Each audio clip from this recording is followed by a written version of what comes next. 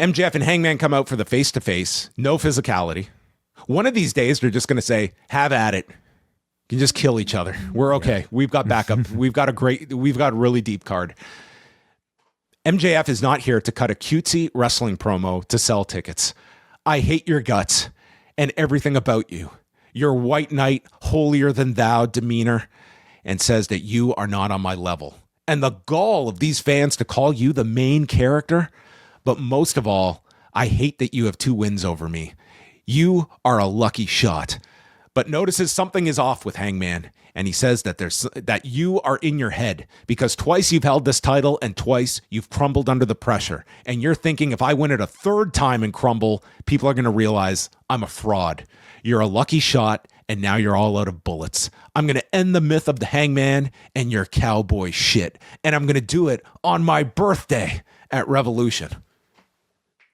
Awesome promo. This was like strong MJF. Yes. Event stuff. Yeah. It's kind of the side of MJF that is just like, it's a great promo for building up a match and not being so reliant on like inserting like the couple of like shock value lines that are kind of, it's part of the MJF character, but he doesn't need those as like to be reliant upon. This was very effective. And then Paige comes back and says, I beat the dog shit out of you twice last year, and says you are a coward that hung on to your title shot and ended up taking the spoils of greater men in the 4-way at World's End. I hate you more. And because the reason I hate you more is because I've never met someone more like me. Desperate for love and acceptance, loyal to AEW. Everyone here wants the AEW title, but you and I need the AEW title. And this is going to end for good at Revolution. And it can't just be a normal match, and tells him to think of a stipulation and ask what the people want. MJF says, you're out of your mind if you don't think we're having a straight up title match.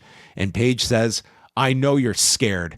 And if you agree to this stipulation, I will never challenge for the Men's World Championship for as long as I live. And MJF agrees. He's going to think about it for a week. But Paige says, Texas Death Match. So this was kind of like just announced for us. But that part was kind of confusing. When Paige said, think about a stipulation, and then we're going to what? Let the audience decide? Is that what he was saying? He said all of these. He went from you decide to the fans decide to I'm going to decide, and we're going to reconvene in a week. And you've set the bar. I don't know if you can go much higher than Texas Deathmatch, so it almost has to be this.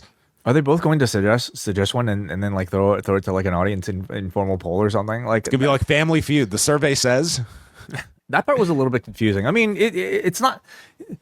So okay, he threw out Texas Death out there, and for them to like, if it's not going to be Texas Death, it has to be better than Texas Death, and it has to be like unanimously agreed upon that this is better than Texas Death by the audience. So, and does he have to put his career of challenging for this belt on the stipulation that MJF comes up with? Like, he could choose a blindfold match. Like, he could choose anything right now, and you've put this heavy stip on. Like, I would think you're putting the stip up. You get to choose the stip. I would agree. That seems fair to me. Like, forget the audience, forget you, MJF. I feel like I'm putting my career, like, my entire championship aspirations for my career. You cannot use your arms or legs. You can only win via headbutts. That's it. That's your only offense you can produce. Oh, okay. Yeah. Well, maybe Paige could win that one.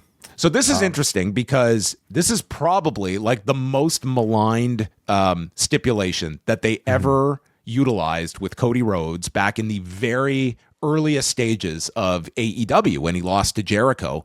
And then last year they did the deal with Ospreay and Swerve at All in Texas where they wouldn't be able to challenge for a year. They put like a time limit on the inability to challenge for the belt.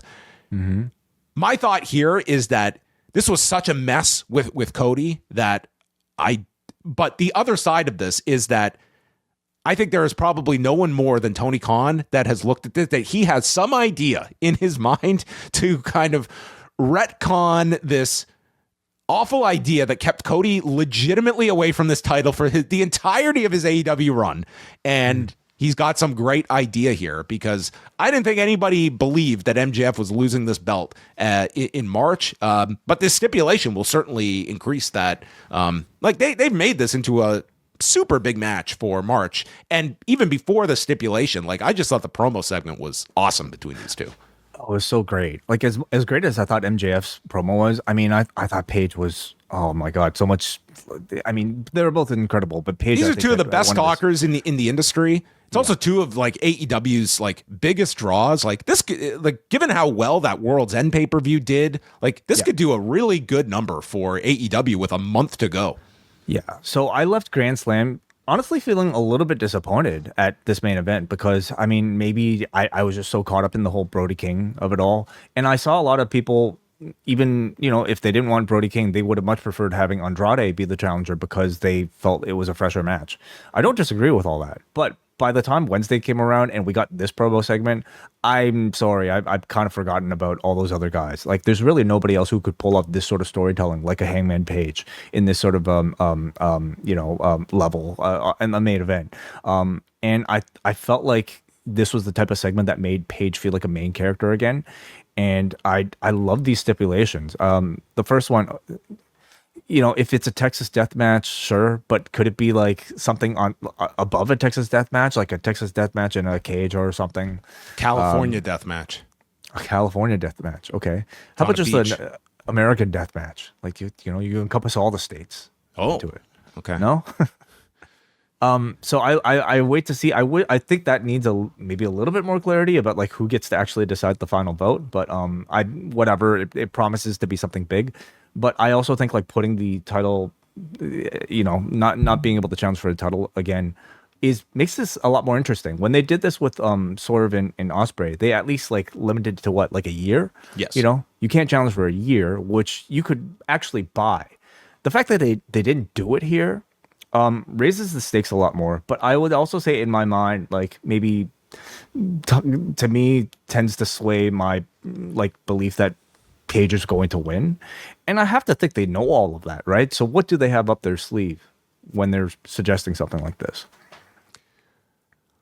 I think that to me, I thought that this is going to be MJF going through the fire of all these big contenders, and he'd have to face Hangman, he'd have to face Omega, he'd probably have to face Swerve, and at the end of the road is Ospreay. But if I'm looking at Wembley, I believe the biggest match you can make for Wembley is still Omega and Ospreay. I think of all the available options, I do feel that is the biggest match, but there's a lot of different ways of where you could go. You could have Page win this and you do Page and Omega in Vancouver instead. They've certainly hinted towards Hangman and Omega.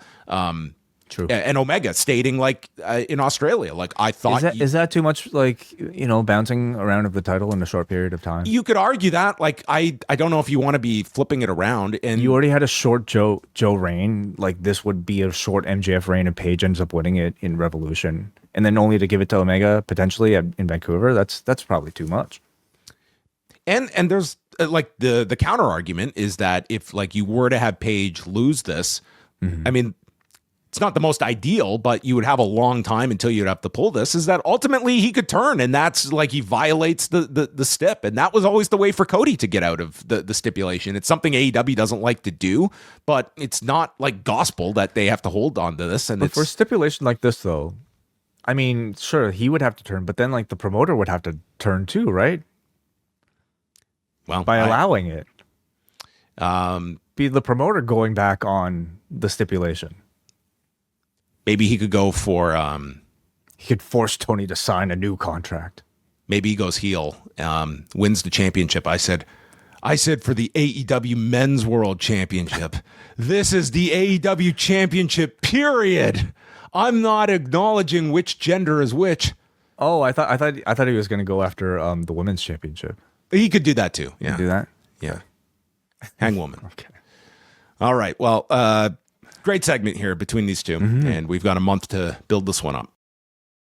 February on the Post Wrestling Cafe, we continue our review of Season 2 of WWE Unreal, including a big look at Seth Rollins' fake injury, which culminated in his appearance at SummerSlam. We're going to be looking back at Shinya Hashimoto with a special career retrospective on Rewind Away, plus a review of Extreme Rules 2011, as John Cena announces to the WWE audience that Osama bin Laden has been compromised to a permanent end. We'll also take a look at New Beginning in Osaka, TNA No Surrender, and new members can take advantage of a 7-day free trial. Go to postwrestlingcafe.com and jump on board in February.